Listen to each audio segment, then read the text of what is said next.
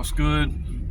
Just dropping my son off at the school again, and I don't know how many more days he's got. He's already completed school. He's in a special type of program thing, but because the school is out. Anyway, so getting to the point, I just wanted to talk about just things like I thought I got this idea. I'm gonna ask AI what I should do. And AI is gonna go, about my money situation and life circumstance, and you know what AI is gonna say?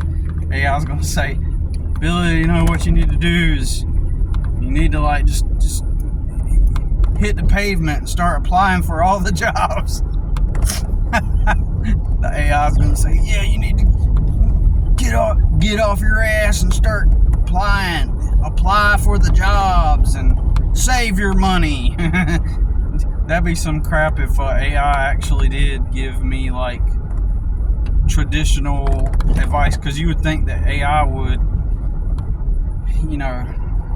of course the AI would have to see everything within full context of the circumstance. So what I'm going to do is I'm going to see if AI thinks I'm full of crap. We're going to see. I'm going to tell AI, I'm going to say, let me describe all the context, and then you tell me what the most optimum solution is to my problem. And my problem has pretty much been the same problem, which is I've never, ever, ever in my life made enough money to afford my own place, to just advance in general. I've mostly been homeless and poor, working for other people at restaurants, retail stores, warehouses, landscaping businesses, construction companies. The payment received on the checks, like when I get my check or when they direct deposit, that amount never accrued to an amount that allowed me any access or ability to rent apartments, extremely low. So that has been my problem, right? For the most part of my life. The only time in my life where I had stability, where I had a home and I paid the rent and the bills, yada yada, etc. The only time I had that kind of consistent stability was when I was with my son's mom, and that was for technically 3 years, right? And then before that, when I took care of my brothers and sisters,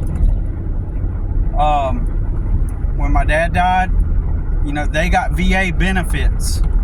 So what I would do to pay the rent, because it was 3 of them and me, so I divided their benefits up, and each of their accounts paid part of the rent. And then my paycheck, because I worked full time. So each of us contributed our amount, and so that meant that even then my paycheck didn't afford me personally anything. So my job was being a full-time father figure. From a financial perspective, I was a parent from a financial perspective.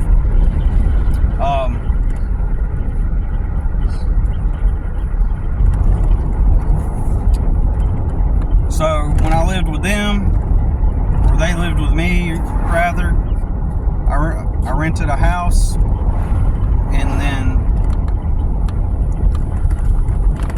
after that, living with my son's mom, that was the only time I ever had some normalcy in that sense. So what do I do? What do I do right now? Like today I had $75. Yesterday in my video I said I have $101 to my name. Well, it's already time to go to the grocery store and grab a few groceries. It's already time to go to the grocery store. So I'm going to use some of that money to go to the grocery store. So instead of paying my storage unit, the rent I'm behind on now because my business just suddenly stopped. People stopped calling me, except for yesterday. Somebody called me. Now I got regulars I do every couple weeks, 2 or 3 weeks. But that's not a lot of money. But you know, the spring rush is over. As soon as the faucet turned off, immediately went into the negative, right? Technically. So I got $75 in the bank and some cash, total of $101, $102. And I'm already gonna, instead of paying the storage room,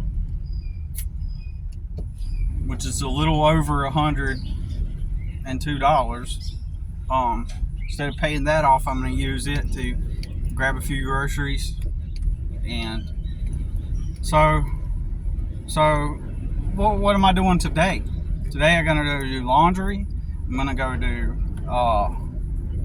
some house chores I still got to get done, and I have to do work at the property I live on, which is part of my responsibilities to maintain a place to live. So technically that is it is a customer. Technically, it is a job that pays for my living, you know, by doing the property. So I'm gonna do that today. Do laundry, house chores, and if I want to get caught up on the property over there or maintain the property without upsetting the lady, I need to put my focus on that, my house chores, and my laundry today. Like I can't afford. Like if I stop what I'm doing and go look for a job, go working for somebody else. If I stop what I'm doing today, all that's going to get behind, and my house is going to look like shit. It's already cluttered as fuck right now. It's cluttered. It's unorganized because I don't get the time to really. I have to focus on other people. If I don't get food. I don't get my expenses paid. If I got to focus on serving other people with very minimum return on what I give, right? And so what people like to do is they like to chalk it up to, see, people look at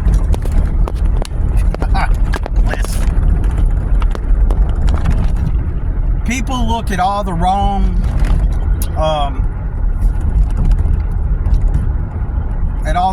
things. So what do I mean by that? Like, so when people are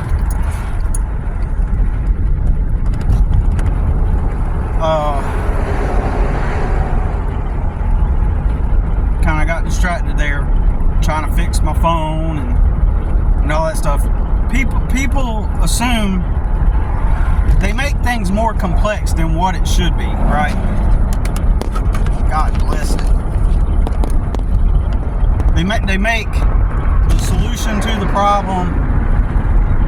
A lot of people think solutions to problems are really simple, and they chalk up the cause of the problem to complex nuances that aren't the cause of the problem.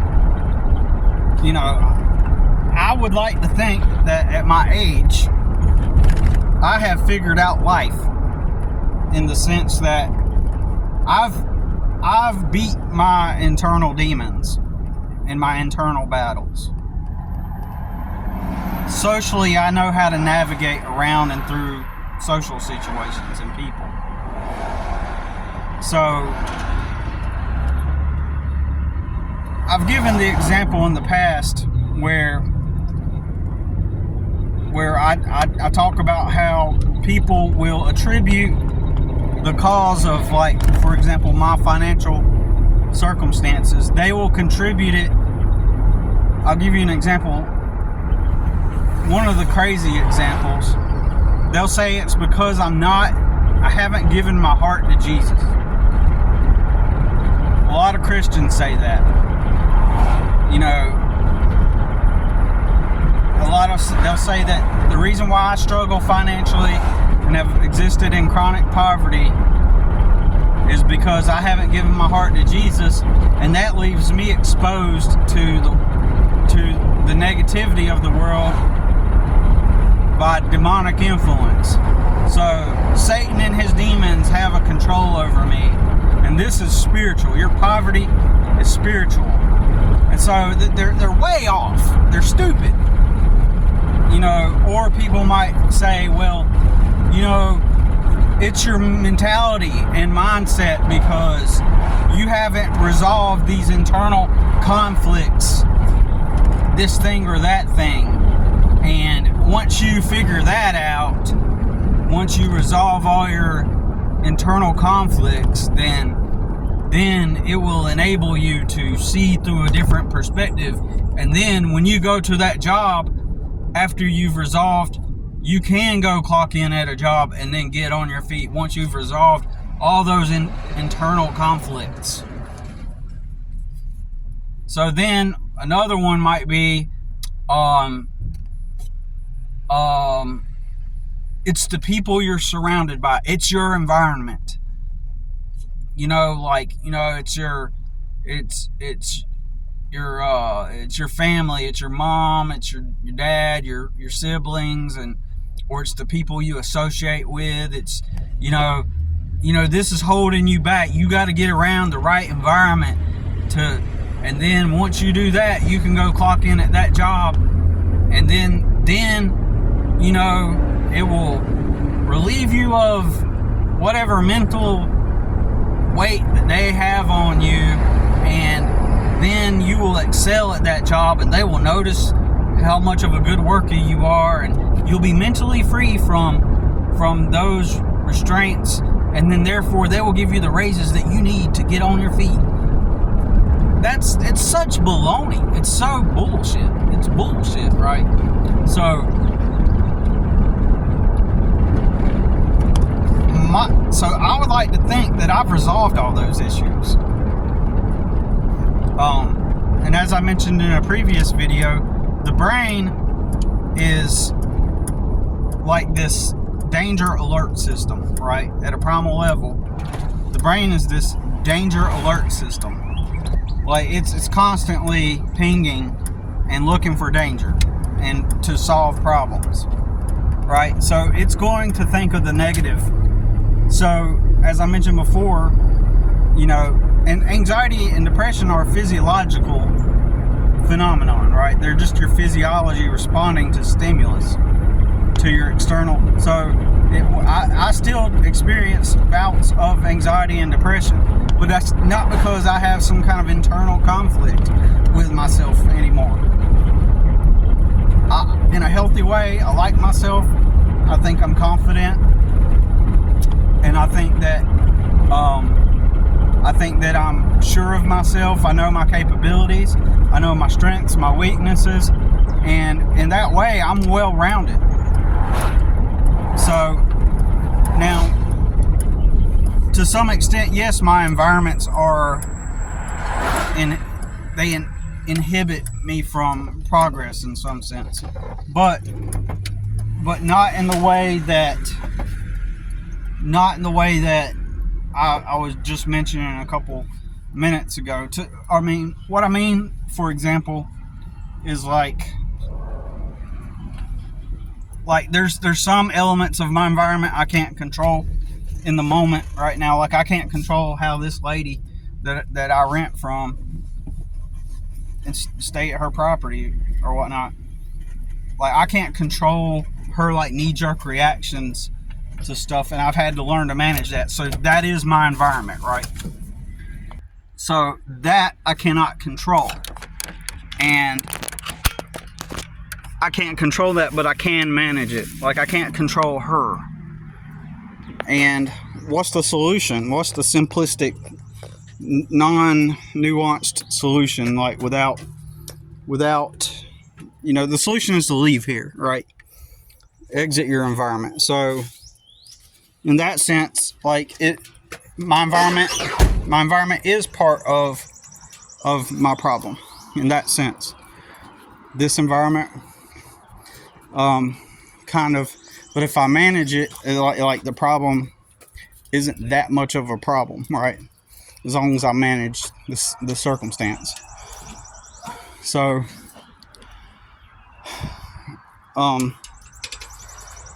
the solution, like the way a lot of people try to attribute like my problem to all these things that aren't the cause of the problem. Like, I am a hard worker. I am a person that gets up every day and takes responsibility. I am all of those things. So when you boil it down to what is the actual problem, the actual problem is so stupid simple. The actual problem is I don't make enough money. That's the simplest solution. I don't make enough money to live on, to have my own place. And so that's the problem. And there are no jobs working for other people that will pay me enough to live on. It's so stupid simple. So none of the mental stuff, none of the emotional stuff, mental health, none of the my family, like, they have nothing to do with the problem that I'm experiencing. Yeah, sure, there's some dysfunction in my family. There's some dysfunction in their family, and in some ways, I am financially enmeshed. Man, I got coffee teeth this morning. My teeth don't usually look that yellow. Anyways, my bad. But anyways, yeah, that's not the solution. The problem is money, and there aren't jobs, and so the only solution is to discover a means to get more money than what I'm getting paid. And so the solution is reduction in expenses. So, like, I can reduce my expenses by moving out of here. But I can't do that because my son's still 17 and his mom has a DSS case open on her. So we can go stay in parking lots, and then we get to keep the money we make. I get to keep the money I make. But I could easily get arrested for neglect. So let's say I move out and say, hey, the practical thing money-wise is to look for an apartment. I meant look for an apartment, but the practical thing is to go live in a parking lot and save my money that I make, so that I can use that to get ahead. I can use the extra money to invest in advertising. I can use it to invest in shirts to put logos on my shirts to appear more professional. I can use all the extra money to save and invest in things I need, right? So that's the solution, is to get to relieve myself of so many responsibilities that are energy sucking, and money. They suck the money and the energy away from me at all times. Like, to be able to live here, I have to do all the work around the property and pay. And so therefore that's like a hole in the boat. It's like it's a drain. So or I need to get enough customers that are willing to pay more, which that is the hard part. And because most people are looking for a yard boy, they ain't looking for a professional landscaper. And when I pull up, from how I look, they don't perceive me as professional a lot of the time. Um, and so they perceive me as some yard boy, right? Um, that does yard work, not a professional. That's how I'm perceived. So, but in order to get the look and the image of being professional, I need logos and shirts, and I don't. It would be highly beneficial if I could get a newer, less beat up truck and put a logo on it with a phone number, right, and a web.com on it, right. If I could get that done, which all this costs a lot of money that I don't have, so I'm in this like redundant loop, right? So I need that money in order to get higher paying clients. I need the money to get the look to acquire higher paying clients, or I can put out ads and cross my fingers that some of them will respond. My experience so far has been, ever since I had moved my price rate up to a $300 minimum, I only got one call, I think. And that was a couple years ago. I moved my rate up. So my regular customers kind of keep me afloat. But so far, no one wants to pay $300 minimum. And I don't. But if I had the logo and the image and the look, and then I required a $300 minimum, then I'd probably be most likely to acquire the types of customers that would pay a $300 minimum on jobs. So a lot of the time people see me and they go, oh, like just the other weekend, this past weekend or the weekend before that, some guy goes, oh, he noticed my truck. He's, oh, you do landscaping, and he was having a yard sale. And I was like, yeah. And he said, yeah, let me get a quote on this and that. And I looked at the property, I looked at the job, and I calculated it to be like $400 job. And I could already tell, like, he was thinking, oh my God, $400. He wasn't saying it, but he's just seen me in my old truck, and so he thinks that, oh yeah, he does landscaping. He's gonna charge me $100 to clean up all this or something, or or $60, or that's what he's thinking. I could tell, I could read him like that. He thinks I'm some old boy that goes around doing yard work, right? And so he thinks he's getting a deal. Get the deal with the yard boy, right?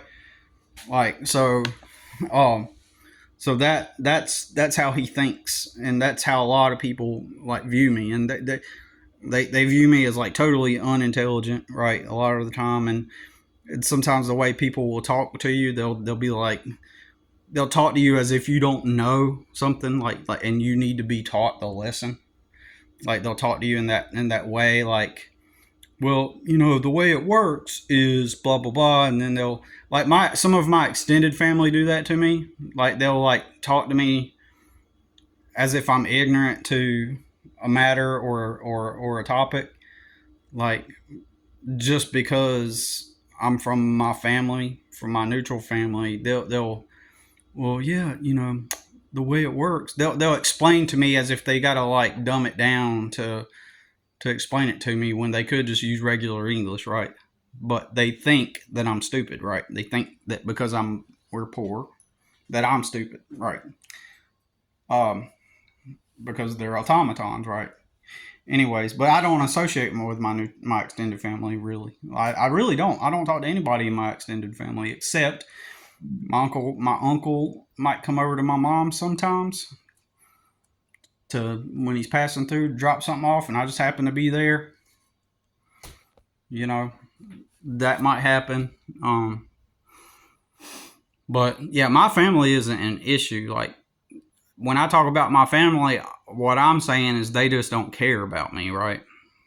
And when I say I'm financially enmeshed or codependent, for example, that means that, for example, I'll give you an example. If I don't have the money to go to the laundry place to do my laundry, I'll go to my mom's and do the laundry there. Then I might help her with something, right? Give her a ride to the store.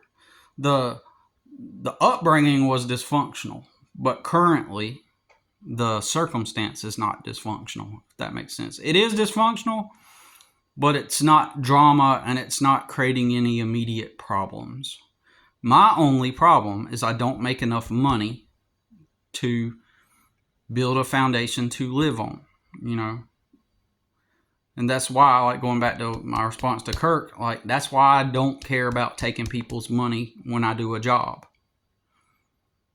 Because nobody cares enough about me to help me in my circumstance. And the majority of the time, the customers, they're getting work done, they're getting maintenance done to their property that they get to come home and live cozily in. They get to do extra things. They get to go on vacations. They get to relax, watch TV, hang out, hold dinner parties for their friends, just live in comfort. So I have no qualms. I have no reluctance to take their money by doing after I've completed a job. Like, I really don't. They have it good. They live really comfortably, and they have the extra money to spend to get a guy to come out and, you know, contribute to their comfort. They're so privileged, they don't even have to do it themselves. They get to hire someone to come do the work for them so that they have more freedom and comfort. So yeah, I don't mind taking people's money at all after rendering a service. Because would those people help me? No, they wouldn't. They would let me become homeless. They would let me suffer. They would let me go to jail, or let me have, like, the government attack me and then potentially put me in harm's way. They would let it happen. So no, I don't mind taking people's money after I render a service. Because everybody's got it made, you know. So, yeah, I think I'm going to ask AI. I'm going to say, hey, you know, this is my situation. I'm going to explain it into detail, nuance, in its nuance, detail. I'm going to see what AI has to say.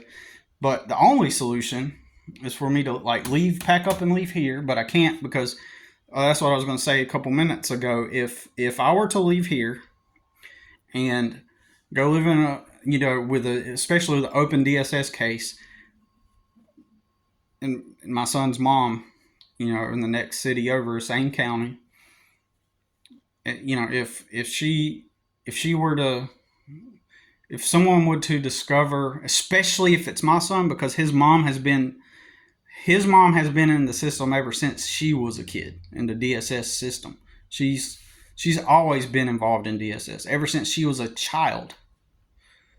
And so once they find out, if a cop were to come to the parking lot and say, you know, what are y'all doing out here?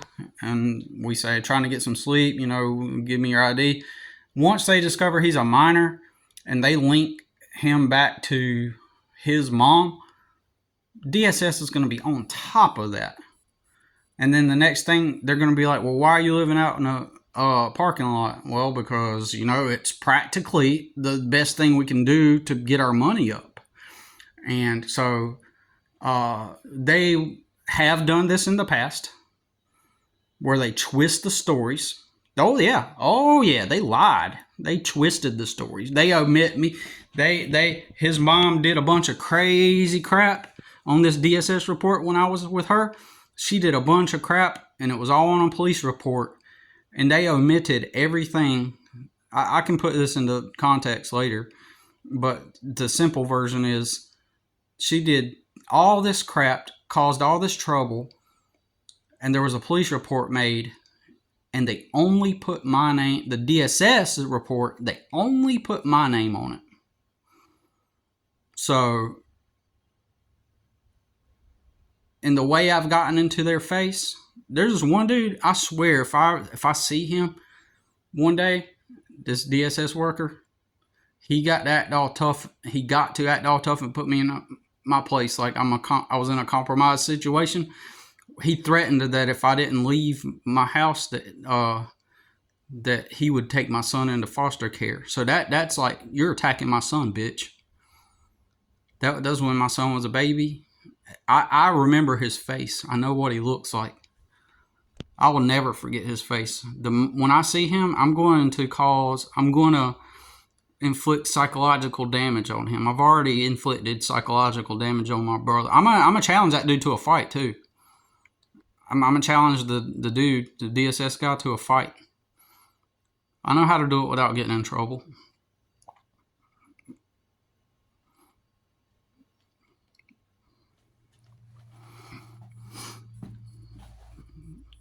I'm gonna make him look in the mirror, and he's gonna be a miserable person. I want that dude to be a miserable person. And I know how to do it. So, but I couldn't do anything. Little shrimp punk.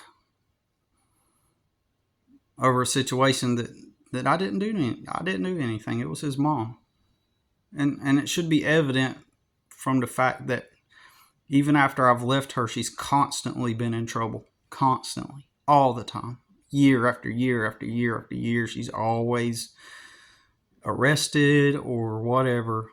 But I know that if the DSS were to find me in a parking lot with my son, they would link him back to his mom, and then they would contextualize it like this. They would say, so my son's 17, right? In less than 6 months, he'll be 18. The DSS would accuse me of neglect. I know what they would do. They would say, oh, you had a nice place to live. You had a decent place to live, and you chose to come be homeless and live out in a parking lot and live out in this hot heat with your son. And they would put me in jail. I know they would. They would accuse me. They would twist the story somehow. And they'll say, well, why didn't you get on food stamps? Why didn't you get on EBT? Why didn't you apply for this? Why didn't you apply for, like, here's a good way they would twist it. Why didn't you apply for Section 8 housing? Or what? No, not Section 8, but like why didn't you apply for like housing somewhere, right? For government assistant housing. And then they would eventually take me to court and say, well, he didn't even apply for the housing. He didn't even try. And the truth is that housing has a waiting list that's years long. Last time I literally heard somebody say, and I don't know if it's true, probably is, that there's like a 10-year waiting list. At least at one point, somebody, when I inquired about it, told me that it was a 3-year waiting list, right? So they could twist that and say, and they do twist it. Y'all just don't know. They do twist the shit. They get paid. The more cases they can open, the federal government gives them more money, and that makes them get more raises and stuff. And then they would attack me also because I've made a name for myself. I stand up to tyrants and bullies, and so I've made a name for myself, and I know that they will twist the story, right? I'm even like leery of the fact that my son's about to turn 18, and I can imagine his mom, before he turns 18, attempting to do something, one last final like attack before she can no longer legally attack me. I can imagine her trying something. I don't know if she will, but I have to keep that in mind. She might come to the awareness, oh no, he's turning 18, and so I won't be able to do anything. Like, as weird as that sounds, it's true. It's just like the way, it's the reality I have to live in. So I have to increase my, I have to acquire more customers. I did not put any ads yesterday. I will today, though. I will put up some ads. I didn't do ads yesterday because I spent the day, after I posted my video, I spent the day doing house chores, and I spent the day taking care of just house chores and other, to-do list type of stuff that needed to be done around here, outside of the property. So, I didn't put any ads. I figured I needed to get caught up on stuff around here, and I did that. But so I need to put up some ads, and I need to get an increase in business to where it amounts to a livable wage. I need to get a brand going, get a logo to appear professional so that people will consider me professional. I owe the city $165, and I have to pay that before I can proceed to get a new business license. Where because I'm rebranding, I'm starting a new business on paper, right? So that's what I'm talking about. Like, to get a new business on paper, I have to do that, and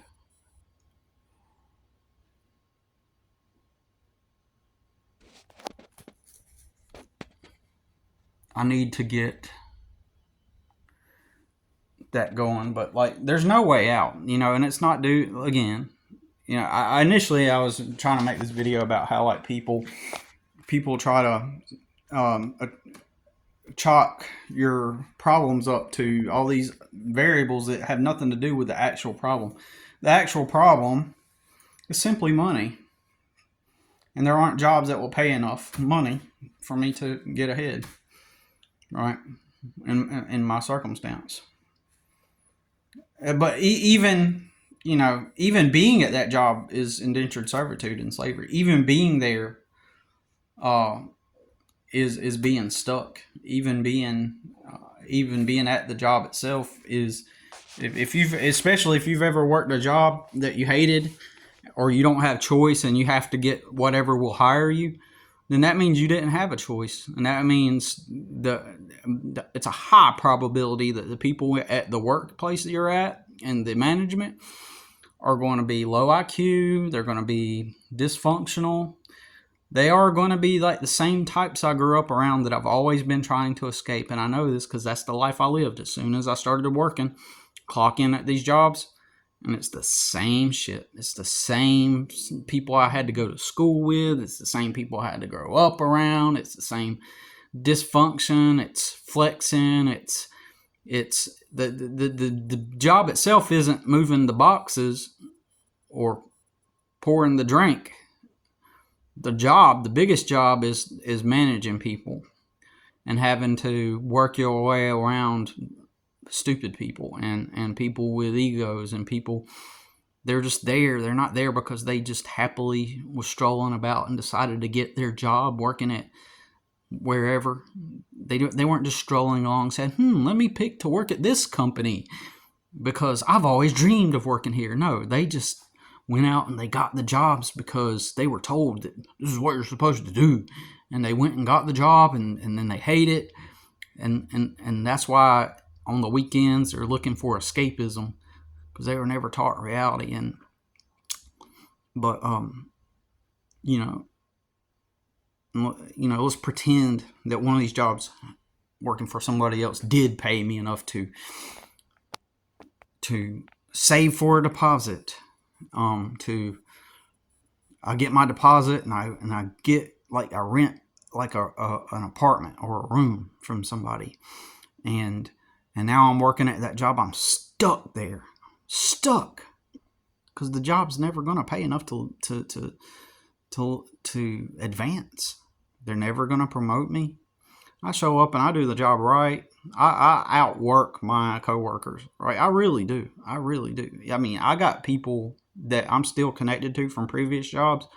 For some reason, they searched for me on Facebook and they've added me. At some of the jobs I worked at, a couple of the jobs I worked at, they've searched me up and found me, and then and they've added me, and they liked me for whatever reason, and so they will tell you that I worked harder than anybody else, at those jobs. And so working hard is bullshit, and it goes back to, you just got to be part of the crowd. You got to be perceived as one with the crowd. even if you take charge or show up on time and prove that you're a hard worker, they're not gonna. You got to be somewhat socially relevant. You can't be perceived as weird and homeless or poor, too poor. You got to be perceived as normal. Anyways, yeah, fuck working for other people. Anyways, I'm gonna ask AI what it has to say. So, all right. Uh, thanks for watching.